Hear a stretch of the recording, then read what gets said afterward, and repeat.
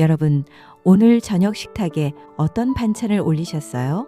혹시 건강을 생각하신다며 풀밥 같은 밥상을 차리지는 않으셨나요? 나이가 들면 소화도 잘 안 되고 혈관에 기름이 낄까봐 걱정이 많으실 거예요. 그래서 고기 반찬은 일부러 꾹 참고 피하시는 분들이 참 많아요. 병원에 가도 텔레비전을 봐도 늘 고기를 줄이고 채소를 많이 먹으라고 강조하죠. 그런데 여러분, 정말 고기가 우리 몸에 해롭기만 한 걸까요? 오늘 저는 여러분이 평생 동안 의심 없이 믿어왔던 건강 상식을 완전히 뒤집어 놓을 거예요. 일본의 저명한 의학 박사 시바타 히로시가 쓴 고기 먹는 사람이 오래 산다예요. 저자는 전 세계를 돌아다니며 100세 이상 건강하게 장수하는 어르신들의 생활 습관을 직접 조사했어요. 그리고 충격적인 공통점을 하나 발견해내요.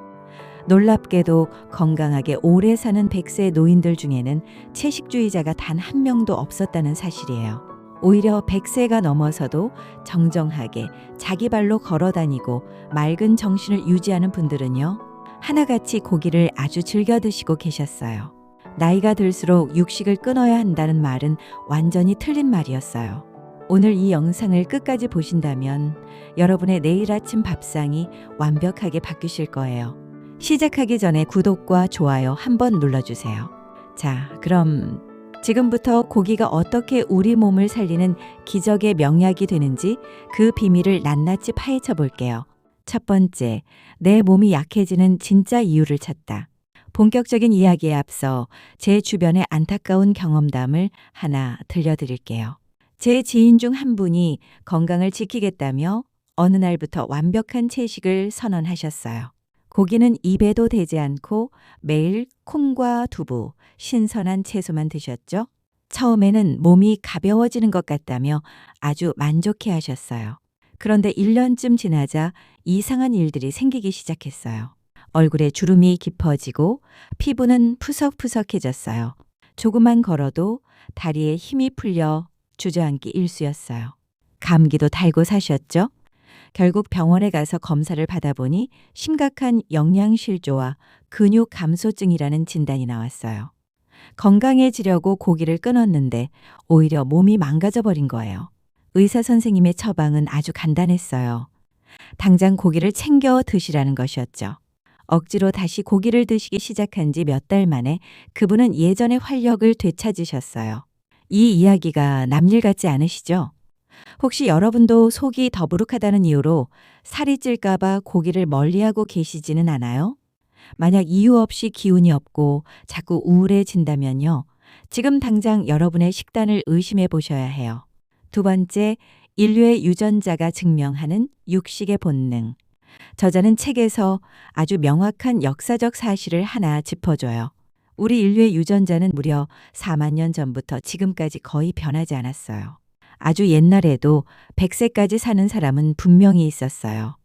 하지만 국가 전체의 평균 수명이 50세를 넘긴 것은 인류 역사상 겨우 100년 전의 일이에요. 여기서 아주 재미있는 사실이 하나 등장해요. 세계에서 가장 먼저 평균 수명 50세의 벽을 돌파한 나라들은 어디였을까요? 바로 뉴질랜드, 호주, 미국, 영국처럼 고기를 매일 주식으로 먹는 서구 국가들이었어요. 반면 일본은 어땠을까요? 사면이 바다라서 생선은 많이 먹었지만 고기 섭취량은 아주 적었어요. 그 결과 서구 국가들보다 무려 50년이나 늦은 1947년에야 겨우 평균 수명 50세를 넘겼어요. 더욱 놀라운 것은 뇌졸중 같은 뇌혈관 질환의 발병률이에요. 일본의 국민병이라 불리던 뇌혈관 질환 사망률이 1965년부터 뚝 떨어지기 시작해요. 이때가 바로 일본 사람들이 쌀 섭취를 줄이고 고기를 본격적으로 먹기 시작한 시기와 정확히 일치해요. 고기를 먹는 사람일수록 뇌졸중에 걸리지 않는다는 것이 통계로 완벽하게 증명된 거예요. 세 번째, 나무통 이론으로 보는 단백질의 진짜 점수. 이렇게 설명을 드리면 꼭 이렇게 반문하시는 분들이 계세요. 고기 말고 콩이나 두부를 많이 먹으면 단백질 보충이 충분히 되지 않나요? 물론 콩도 훌륭한 밭의 고기예요. 하지만 단백질의 질을 따져보면 이야기가 완전히 달라져요. 단백질은 우리 몸의 살과 피를 만드는 아주 중요한 영양소예요. 이 단백질은 20가지의 아미노산이라는 작은 블록으로 이루어져 있어요. 그중 9가지는 우리 몸에서 스스로 만들지 못해요. 무조건 음식을 통해서만 먹어야 하는 필수 아미노산이에요. 식품마다 이 필수 아미노산이 얼마나 잘 갖춰져 있는지 점수를 매긴 것을 아미노산 스코어라고 해요. 아주 쉽게 나무통 이론으로 설명해 드릴게요. 여러 개의 나무 판자를 둥글게 이어서 물통을 하나 만들었다고 상상해 보세요. 각각의 나무 판자는 필수 아미노산 성분들을 뜻해요. 그런데 이 나무 판자 중 유독 하나가 길이가 짧다면 어떻게 될까요? 아무리 물을 가득 부어도 결국 그 짧은 판자 높이까지만 물이 차고 나머지는 밖으로 줄줄 새어버릴 거예요. 콩이나 쌀, 밀가루 같은 식물성 단백질이 바로 이빨 빠진 나무통과 같아요. 판자들의 길이가 들쭉날쭉해서 영양분이 밖으로 다 새어나가요. 백미의 점수는 65점, 밀가루는 44점에 불과해요. 반면에 고기, 생선, 달걀은 어떨까요? 모든 나무 판자의 길이가 똑같이 아주 길어요. 물이 한 방울도 새지 않는 완벽한 100점짜리 단백질이에요. 우리 인체의 구조와 가장 똑같이 생긴 영양소예요.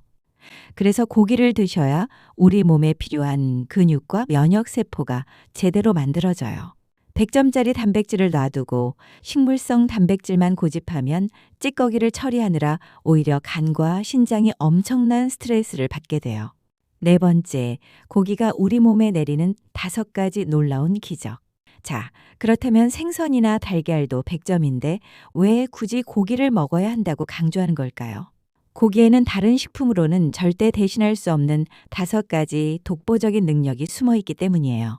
첫째, 고기는 치매와 우울증을 막아주는 천연 우울증 치료제예요. 나이가 들면 특별한 이유도 없이 기분이 가라앉고 우울해지는 분들이 많으시죠? 이것은 뇌에서 세로토닌이라는 행복 호르몬이 말라붙었기 때문이에요.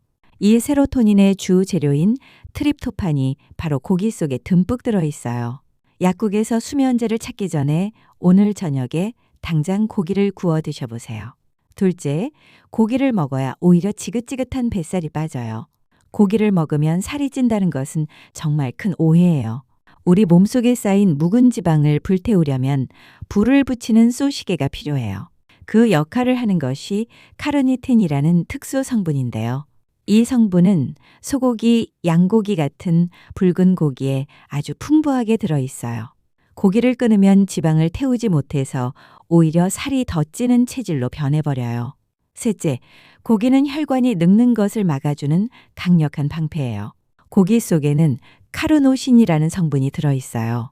이 성분이 항산화 작용을 해서 콜레스테롤이 썩는 것을 완벽하게 억제해줘요. 넷째, 어지럼증을 싹 없애주는 최고의 철분 보충제예요. 빈혈을 막겠다고 시금치를 억지로 챙겨 드시는 분들 참 많아요. 하지만 채소에 들어있는 철분은 몸에 아주 조금밖에 흡수되지 않아요. 진정한 빈혈 예방약은 붉은살 고기예요. 다섯째, 깨끗한 혈관을 만드는 좋은 기름의 보고예요. 고기에는 몸에 좋은 올리브유와 똑같은 일가불포화 지방산이 아주 풍부해요. 이 좋은 지방은 동맥 경화를 막아주고 혈관을 매끄럽게 코팅해주는 훌륭한 역할을 해요. 다섯 번째, 마른 사람보다 통통한 사람이 훨씬 오래 살아요. 텔레비전을 보면 뚱뚱하면 병에 걸린다며 무조건 살을 빼라고 난리예요. 그래서 날씬하고 마른 몸매가 건강의 상징이라고 굳게 믿고 계실 거예요. 하지만 세계적인 의학 통계들은 전혀 다른 진실을 말해주고 있어요. 수만 명의 데이터를 분석해 보았더니 뚱뚱한 사람보다 너무 마른 사람의 사망률이 훨씬 높았어요. 오히려 약간 통통하고 살집이 있는 분들이 병에 잘 안 걸리고 가장 오래 살았어요. 나이가 들면 몸에 어느 정도 지방이 두둑하게 있어야 해요. 이 지방 조직은 든든한 에너지 저장고예요. 게다가 노화를 막아주는 비타민 A, D, E를 가득 품고 있는 생명 창고이기도 해요. 나이가 들어서 뱃살을 빼겠다고 무리하게 다이어트를 하는 것은 자기 수명을 스스로 갉아먹는 아주 위험한 행동이에요. 그렇다면 인간에게 진짜 무서운 노화는 언제 찾아올까요? 밥도 예전처럼 잘 먹고 생활도 똑같이 하는데요. 아무 이유 없이 체중이 뚝뚝 떨어지기 시작할 때예요. 이때가 바로 우리 몸의 배터리가 수명을 다하고 진짜 노화가 시작되는 가장 무서운 시점이에요. 그러니 나이 들어서 배가 조금 나왔다고 절대 스트레스 받지 마세요. 6번째, 영양을 100% 흡수하는 중국식 채소 조리법.